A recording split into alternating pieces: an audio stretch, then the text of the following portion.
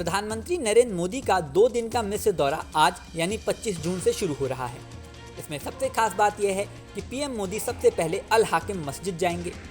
मोदी के अल हाकिम मस्जिद में जाने के बाद से इस मस्जिद की चर्चा पूरे देश में होने लगी है कि आखिर इस मस्जिद में पीएम मोदी क्यों जाएंगे, आखिर इसमें क्या खास है।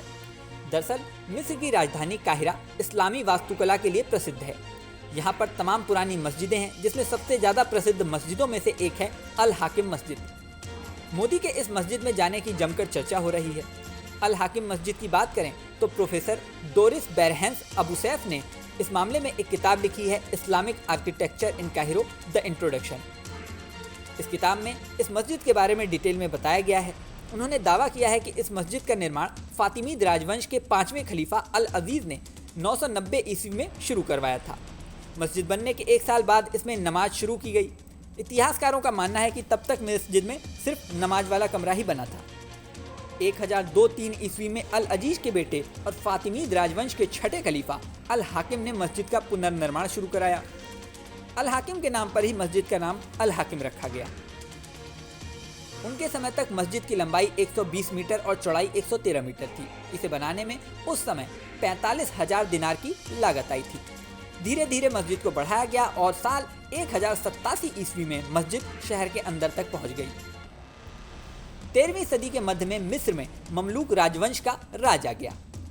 साल 1303 में मिस्र में भूकंप आया और तमाम मस्जिदों सहित अल हाकिम मस्जिद में भी भारी टूट फूट हुई। इसके बाद ममलूक सुल्तान अबू अल फतह ने इसे ठीक करवाया। इस समय तक मस्जिद का इस्तेमाल इस्लामिक शिक्षा के लिए किया जा रहा था। मस्जिद के बारे में कैरोलिन विलियम्स ने अपनी किताब Islamic monument in Cairo a practical guide में भी जिक्र किया है। उन्होंने लिखा है कि अलग अलग समय में इस मस्जिद का इस्तेमाल अलग अलग ढंग से किया गया। उन्होंने कहा है कि इस्लामिक धर्मयुद्ध के दौरान मस्जिद का इस्तेमाल जेल के रूप में भी किया गया।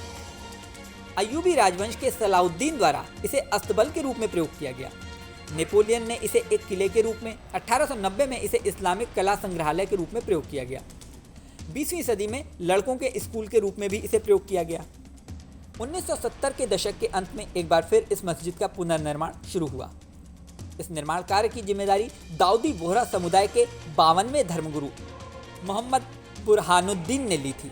मोहम्मद बुरहानुद्दीन का संबंध भारत से था और सामाजिक क्षेत्रों में योगदान के लिए भारत सरकार ने उन्हें मरणोपरांत पद्मश्री से भी सम्मानित किया था। अल हाकिम मस्जिद के जीर्णोद्धार में सफ़ेद संगमरमर और सोने की सजावट का प्रयोग किया गया था और इसमें 27 महीने का समय लगा था। इसके बाद 24 नवंबर 1980 को आधिकारिक तौर पर मस्जिद को खोला गया।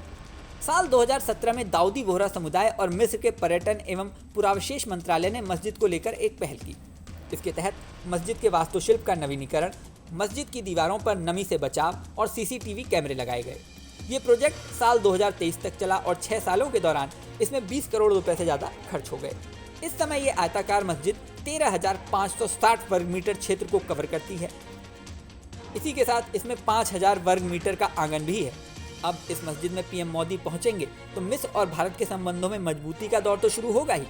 भारत में आने वाले चुनाव में इसका क्या असर पड़ेगा, इस पर भी चर्चा शुरू हो गई है। इस वीडियो में फिलहाल इतना ही। जल्द ही नया वीडियो लेकर आपके सामने फिर आएंगे। बने रहिए न्यूज़ नेशन पर।